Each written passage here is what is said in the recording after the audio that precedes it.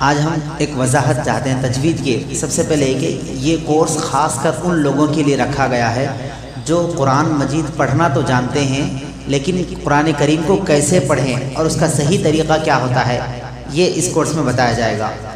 دوسرے، تجوید کسے کہتے ہیں؟ مخارج، صفات اور قرات کو قواعد کے ساتھ ادا کرنا، اس کو تجوید کہتے ہیں۔ اس میں کون سی چیزیں آتی ہیں؟ اس میں 3 چیزیں موجود ہیں قرآن مجید میں، ہر صفحے پر بلکہ ہر سطر میں اس کے لیے کون سے الفاظ کو کیسے ادا کرنا، یہ اس میں قواعد میں آ جاتا ہے۔ کیونکہ قرآن کریم اللہ رب العزت نے حضرت جبرائیل کے ذریعے سے حضور اکرم صلی اللہ علیہ وسلم پر نازل فرمایا، تو ہم قرآن کریم کو اس طریقے سے پڑھیں جس طریقے سے اللہ نے پسند کیا ہے۔ اب اس کی اہمیت کیا ہے؟ حضور اکرم صلی اللہ علیہ وسلم نے فرمایا، جو شخص قرآن کریم کو خوش الحانی سے یعنی اچھی آواز سے نہ پڑھے وہ ہم میں سے نہیں ہے۔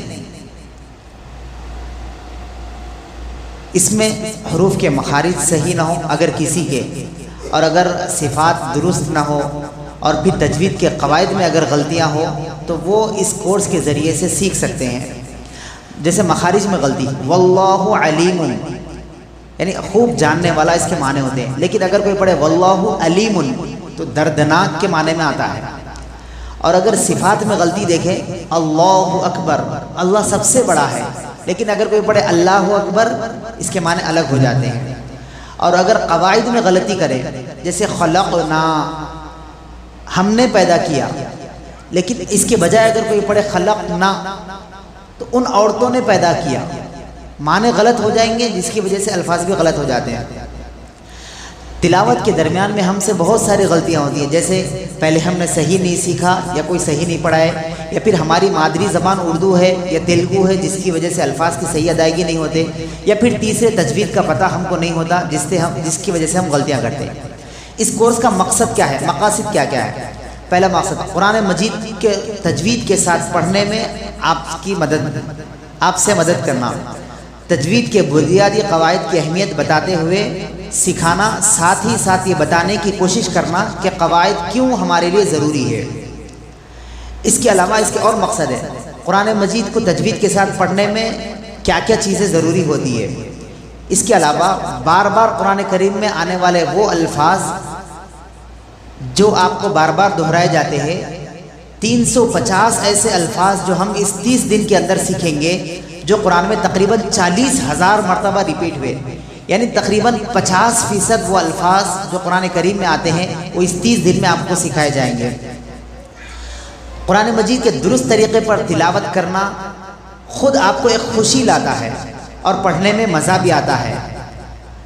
اب سوال یہ ہے کہ کیا اتنے کم وقت میں قرآن مجید کو سیکھا جائے گا؟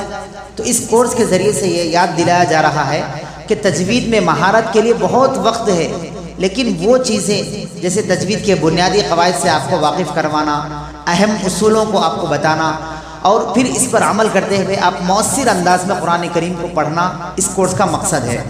نہایت آسان اور سادہ اور مختصر الفاظ میں آپ کو انشاءاللہ 5 سے 7 منٹ کے اندر اس تجوید کے قواعد کو آپ کے سامنے بتا دیا جائے گا۔ پھر شیطان کو یہ کہنے کا موقع ہرگز نہیں ملے گا کہ آپ تو مشغول رہا کرتے تھے، تجوید سیکھنے کا موقع نہیں ملا۔ اس کے علاوہ اس کورس کے اندر آپ کو تجوید سیکھنے کے کچھ ٹپس بھی بتائے جائیں گے کہ تجوید کیسے سیکھنا ہے۔ جیسے ٹپس نمبر 1، اگر کسی آیت کا مخرج آپ کو معلوم نہیں ہے تو اس آیت کو بار بار آپ پڑھتے جائیں تاکہ آپ کے دماغ میں اس کے الفاظ بیٹھ جائیں۔ جیسے کہ عرب کے جو بچے ہوتے ہیں وہ الفاظ کو صحیح اس لیے ادا کرتے ہیں کہ وہ ان کے والدین سے وہ الفاظ سنے ہوتے ہیں، پھر بعد میں ان کو ادا کرنا بھی آسان ہوتا ہے۔ جیسے کہ اعوذ باللہ آپ کو نہیں آ رہا، بار بار آپ اس کو سنتے جائیں تو یہ آپ کو آ جائے گا۔ انشاءاللہ کل کے سبق میں اس کی تفصیل ہوگی۔